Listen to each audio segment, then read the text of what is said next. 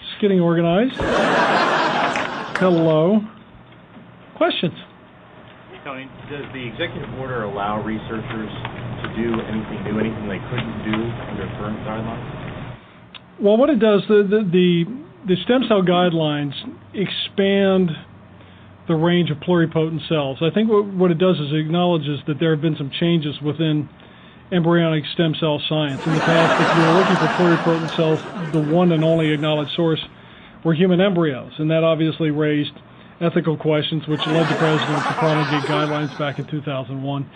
More recently, there seem to be some indications, based on research, that one can derive these pluripotent cells, that is a cell that can transform itself into any other kind of cell within the body, not necessarily from embryos, but from other sources, including skin cells.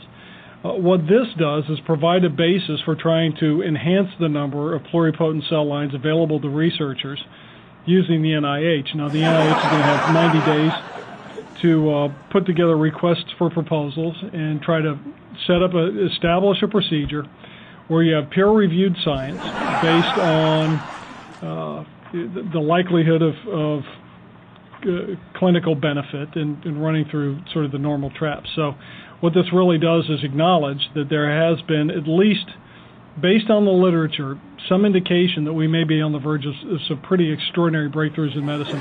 Obviously, at this early juncture, you cannot be definitive about it, but this at least creates the space for which there can be federal funding and also competition for federal funding for such projects. How much federal funding are we talking about? What we're really talking about is money within the NIH right now. The NIH has the ability to distribute money based on grants that it considers worthy, and it will continue to distribute them accordingly. Quantify it at all?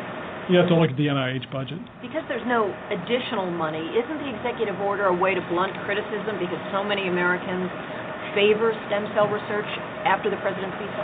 Well, what's interesting is, again, the imprecision of this debate about stem cell research, the president supports stem cell research. So let's be clear. The president is the first person to make embryonic stem cell lines available anywhere. Furthermore, this government has spent more money on stem cell research. The president also has never declared it against the law to engage in embryonic stem cell research. He simply thinks it involves, as do many other people, the taking of a human life, and therefore would require taxpayers to engage in a moral bargain that we don't think they should have to be involved in. Now what we have is a possibility for even more robust research when it comes to pluripotent stem cell lines, making use of stem cells that are not derived by human embryos, and also sparing people of having to make a very difficult moral choice of having to destroy a human life in order to move on with experimentation.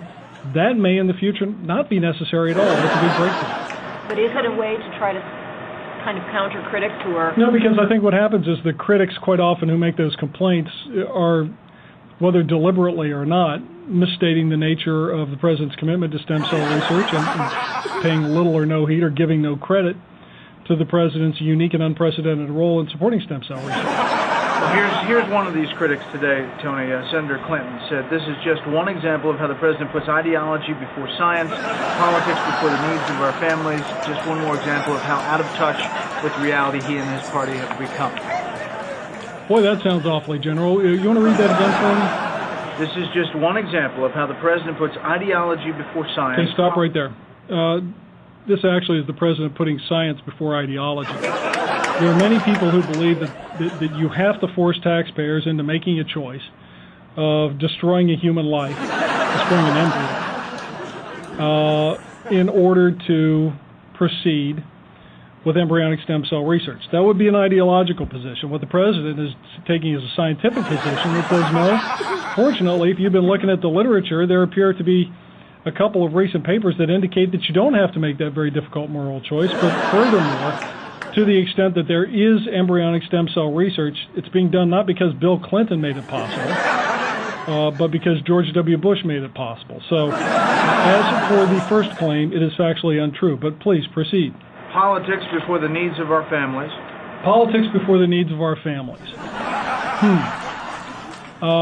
Again, I find it hard to say that you are arguing against the needs for your families when you are looking at ways of expanding the universe of pluripotent stem cells, also knowing that embryonic stem cells have had some fairly unique problems. It's very difficult to control. There is some indication that maybe pluripotent stem cells derived from skin cells or others may be somehow more controllable. Don't want to overstate my expertise.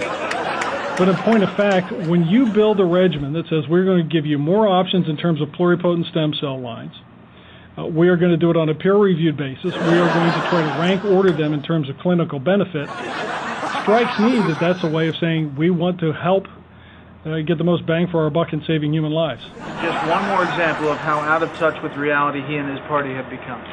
Again, I think you will find that the president's reverence for life is shared by a majority of the American public, and furthermore, perhaps Senator Clinton, I don't know, maybe she just got briefed badly, but the fact is, all the embryonic stem cell lines that have been made available originally began with George W. Bush in August of 2001. This administration continues to fund aggressively stem cell research involving blood cord, adult stem cells, and a lot of other lines, and now is encouraging people on the cutting edge of science to look for even new and exciting ways.